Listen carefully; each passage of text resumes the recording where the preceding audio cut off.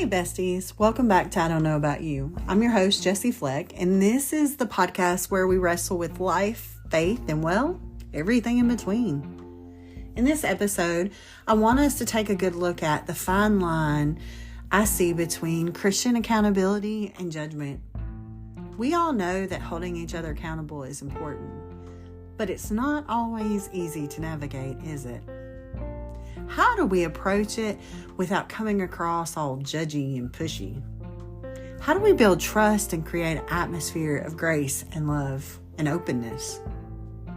Tune in to find out how I think we can navigate these murky waters of Christian accountability and avoid the common pitfalls that can derail even the best of intentions.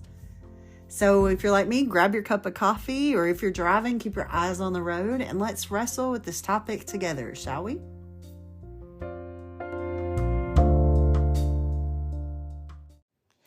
If you were sitting at the table with me and my friend having lunch, you would think I am the most judgmental person when it comes to what's on her plate.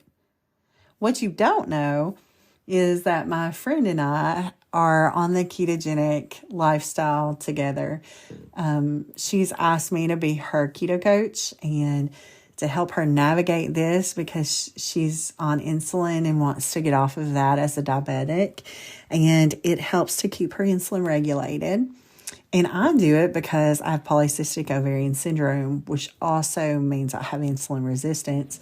And so for me to be healthy, I need to make sure that I am eating a low carb way of eating. But when you see us together, we find it comical, but I imagine other people think, man, that lady's judgy and so rude, and a little bit on the pushy side, because my friend loves to say, can I eat peach cobbler? Can I have this? She loves to pick up everything she can't have and go, can I? And she does this funny face, and I have to say, no, you know we can't eat that. And she's like, oh, man. And it's this funny kind of joke that we have between us. And I can remember not long ago, we had decided to take a day break. We were going to have a potluck, and it was all the good stuff. We've been 3 months straight without any carbohydrates, heavy carbs, and doing really well. And we decided not to tell anyone. And so when we went out and we fixed our plate, everyone at church, all of a sudden, I'm at one end of the room, she's at the other end, and they start tattling on us like we are children that just did something really wrong. All of a sudden, they're like, Pastor, do you see she's got peach cobbler in a row? And then they're like, do you see that the pastor has this kind of pasta and mashed potatoes? I mean, it was hysterical, and we, of course, hammed it up even more, acting like we didn't know nothing about it until we just couldn't hold it in anymore.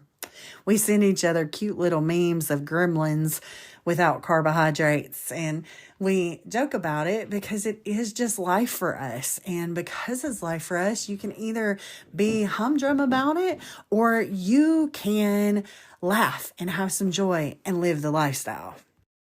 Me and my friend joke about how we police each other's plates and how people must think that we are constantly judging each other's fork. But it's not about that at all. It's about loving each other and holding each other accountable. And we've agreed upon those boundaries to do so. And it's important as we move forward as Christians that we recognize that Christian accountability is not about policing people or passing judgment on them. It's about helping them grow in their faith and encouraging them to be their best selves and holding them accountable to the commitment they made to themselves and to God. But friends, there is a fine line between accountability and judgment. And it's important to be aware of that line and not to cross it. So, how do we know when we're beginning to cross that line from accountability to judgment? You see, we have to recognize that accountability comes with relationship and permission. Yeah, accountability is asked for. And judgment, well, it's just accountability wrapped up in a nice little package delivered to someone who never asked for it. And so when they unpack it, it comes off as judgment because why are you judging my journey? Why are you judging me? Is going to be exactly why am I getting this gift from you? What you see as a gift of accountability, they see as a really horrible gift of judgment. So we need to be super careful in the way that people will receive it. And I know you're sitting there going, Jesse, we're Christians. We should hold each other accountable. We're accountable to one another, and we should be able to just say it like it is to one another. Well, I'm going to tell you, yeah, in a personal relationship with someone that you're close to and they've given you permission to do that, yeah, you're correct. But to just anyone that is a Christian or even a non-Christian, like, you cannot walk up to people and hold them accountable without a personal relationship with them or some form of relationship that makes you an accountability partner to them, and without some permission to do so. It's really crucial that we recognize that we are not the accountability police. Hear me say that. It is not our job to hold every single person accountable in their walk in faith and with Christ. I know we want to, but it's just not the case. Imagine if I just walked up to you at dinner and started nitpicking your plate, telling you what you could or could not eat, and started telling you why it was bad for you. And I didn't know your health issues. I knew nothing really about your life other than the way I perceived it was you were eating incorrectly from the way I feel like you should. And I started telling you about it, and you don't even know who I am. I would imagine you would be hurt, offended, angry. I might even be wearing your dinner because you might throw it at me. That's how it can come off to folks when we are trying to hold them to a level of accountability that we don't have relationship enough to do or have permission to hold them accountable. Permission is another key element to Christian accountability. Not only do we need to have a relationship with that person so that they know that we love them and we care about their spiritual growth and we want to walk alongside them and we mean no harm, but we also need to have their permission. You can't just go around holding people accountable without their permission. We need to ask them if they want our help, or if they say no. We need to respect that, y'all. Sometimes we have a hard time respecting the fact that people are not asking us to coach them or be their accountability partner in areas of their life that we feel they need work on. When we are in an accountability partnership with someone, it's very important that grace is a part of how we navigate when we have to come to that person and try to help them see where they may need a course correction. I love how Nathan does this with David in 2 Samuel. You can find this story in 2 Samuel 12, 1 through 14. But see, I'm going to give you a little synopsis. David was a man after God's own heart. And we know that he made a grave mistake when he committed adultery with Bathsheba and had her husband killed. Yep, y'all, another one of those Jerry Springer moments. Nathan, a prophet, was sent by God to confront David about his sins. What's interesting about Nathan's approach is he didn't put him on stage like a Jerry Springer episode, and he didn't condemn him or judge him. No, he came to David gently. He told David a story about a rich man who took a poor man's only lamb and killed it, despite having many of his own. When David became outraged by the rich man's actions, Nathan gently pointed out that he himself had done something similar by taking Bathsheba and killing her husband. Nathan's approach was honest and direct, but it was also full of grace and love. He didn't shame David or belittle him. Instead, he helped David see the error of his ways and to turn back to God. This is a great example of how Christian accountability can be done in a healthy and effective way. As we build relationships with people and we do get the honor of having their permission to walk with them through their spiritual journey, it is important for us to use wisdom and discernment in how we approach them. Approach them with humility and a desire to help them grow in their faith. Remember that healthy Christian accountability is not about pointing fingers, placing blame, or policing grace. It's about helping each other become the best versions of ourselves, staying true to the commitment we've made to God. So let's strive to be agents of grace, love, and accountability in each other's lives, just as Nathan did with David. We know that boundaries are important in all areas of our lives, including our accountability partnerships. Healthy boundaries help us to respect ourselves and others and maintain a healthy relationship that honors God. In fact, the Bible has a lot to say about boundaries. Proverbs 4:23 says, "Above all else, guard your heart, for everything you do flows from it." This verse reminds us that we need to protect ourselves from harmful influences, and that includes setting boundaries in our relationships. Yes, even with our accountability partners. So what are some healthy boundaries we can model in our Christian accountability partnership? I would say first, we need to establish clear expectations and goals. Before we start holding someone accountable, we need to make sure we're on the same page about what we're working towards. This means setting clear goals and expectations and being honest about our limitations and our weaknesses. Just like me and my friend, we talked about it at length before we agreed to be each other's keto accountability partners, and I agreed to be her keto coach. I know where her goals are going and what it is that she's trying to have happen. And I know where her struggles are and her weaknesses and her limitations. And she shared those with me.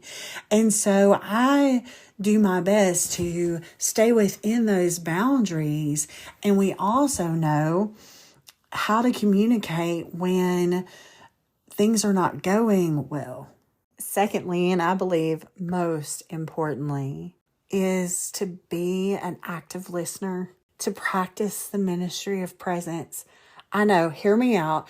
You're starting to freak out a little bit as an accountability partner because it's your job to point out the pitfalls before they fall into them and the things that could be taking them off course, or how they could be taking the next step in their walk, and how they could be serving this way or reading this or doing that.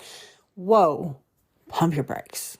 Honestly, one of the most important is keeping our mouth kind of sealed and our ears open and in tune to what's really going on in their lives, because sometimes the things that are on the surface, they're really not the core issue or the thing that we could help with the most. We're really not there to try to fix people's lives. We're there to listen and walk with them, help them carry their burdens, and help them move to the next step and phase of their journey with Christ. And to be honest, the best way to do that is to be present, listen, pray with them. And if you see them really veering off course, or you do have a little bit of advice, and I say a little bit, of how they could, continue to move in a direction that is more healthy, gentle. I want you to hear me say this. Please hear me say this. We don't fix people as accountability partners. We walk with people, and walking with our ears open and our mouths shut is some of the best ways that we can help those we are in a covenant relationship and partnership with. I find way too many times people mean well, but we as Christians, and please don't get mad at me for saying this, we stick our feet in our mouth. We really do. And that's how we can find ourselves being called pushy and judgmental, because what people needed was for us to hear their heart and to pray for them and to guide them to a scripture of encouragement. And yet we couldn't stop long enough to listen because we wanted to fix them. We're not fixers. God is the fixer. God is the redeemer. We are just there to walk alongside them. Don't forget that part. Third, we need to be honest about our needs and limitations. We can't be effective accountability partners if we're not taking care of ourselves too. That means setting boundaries around our needs, such as taking time for rest and self-care. Fourth, we need to be respectful of each other's privacy. We need to establish boundaries around what we're comfortable sharing with each other and respect each other's right to keep some things private. Yeah. You have a right to privacy, even as a Christian. And finally, we need to be open to feedback and willing to adjust our boundaries as needed. If they say, chill. If you're too much, that's okay. They need to be able to tell you that. As we grow and change, our boundaries may need to shift as well. We need to be open to feedback from our accountability partners and willing to make adjustments to ensure we're maintaining a healthy and God-honoring relationship. Let's remember the importance of healthy boundaries in our Christian accountability partnerships. We can look for examples of Jesus, who set very clear boundaries around his time and energy, and who respected the boundaries of others. Let's strive to model his example in our own lives and create healthy, God-honoring relationships that help each of us grow in our faith. It's important for us to be a good witness, to start with love and grace, and maybe, just maybe, they'll trust us enough to give us permission with some healthy boundaries to walk with them on their faith journey or to do it together. Because an accountability relationship is a two-way street. I hope that if you are in a partnership of accountability with a Christian friend or in a small group, that street runs your direction too, and that the same boundaries are set up for you, and the same love of correction can be also sent your direction. Besties, if you are blessed enough to have a small group or a Christian accountability partnership, hold on to it and cherish it. But also make sure that you are building into it a good covenant of accountability.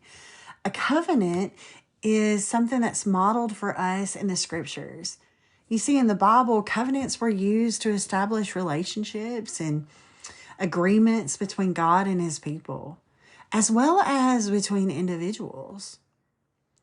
One example of a covenant in the Bible is the covenant between God and Abraham in Genesis 17, where God promised to bless Abraham and his descendants if they followed his ways.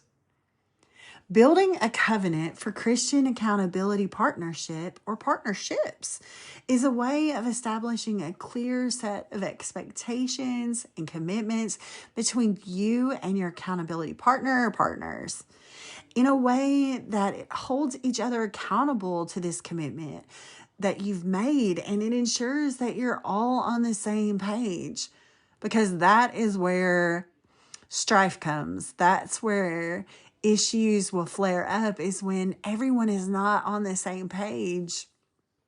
So how do you build a covenant for your Christian accountability partnerships? First, you need to establish a clear set of commitments and expectations.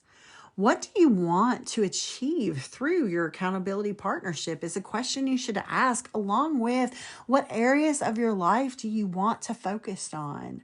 What action will you take to achieve your goals?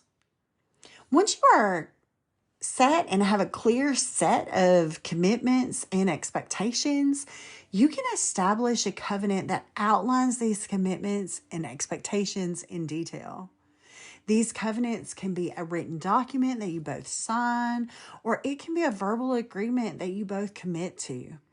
I believe it's important to keep them concise, and I think sometimes the shorter, the better. You see, the covenant should also include consequences too of failing to uphold your commitment. What happens if this partnership isn't working out? These consequences should be agreed upon by both parties and should be fair and just for everyone. A covenant relationship like this doesn't have to last a lifetime. We hope that sometimes they do, but sometimes they are only for a season. And what does that look like? What is the time frame? How do you know when it's time for maybe the partnership of accountability to end? Another crucial aspect to building a covenant for Christian accountability partnership is prayer. We should be covering everything in prayer. Everything should be bathed in prayer, especially when we're building a relationship like this. Just as the covenants in the Bible were established with prayer, and y'all, some major sacrifices if you read, aren't you thankful we don't have to do that part anymore? But prayer is key, and it's very crucial. So you should also pray together and ask God for guidance in building this covenant. It's also important to regularly review and update your covenant. As you grow and change, your commitments and expectations may also change. By regularly reviewing and updating your covenant, you can ensure that your accountability partnership remains effective and relevant. There's nothing like having a covenant that fits us years ago and we've grown in our faith journey and we need something new. So let's take inspiration from the covenant between God and his people and build a covenant for our Christian accountability partnerships. By doing so, we can establish a clear set of commitments and expectations, pray for guidance and wisdom, and hold each other accountable to the commitments we've made in a safe way that shows grace and love and some wisdom. So friends, I hope you have an accountability partner, and I hope that they are loving and kind and graceful. And I pray that you are not feeling judged and people are not being too hard on you, because the walk of faith, this journey that we're on towards sanctification, it is not super easy. And we need people to walk alongside us, to love us through it, do gentle course corrections, but showering us with God's love and grace along the way.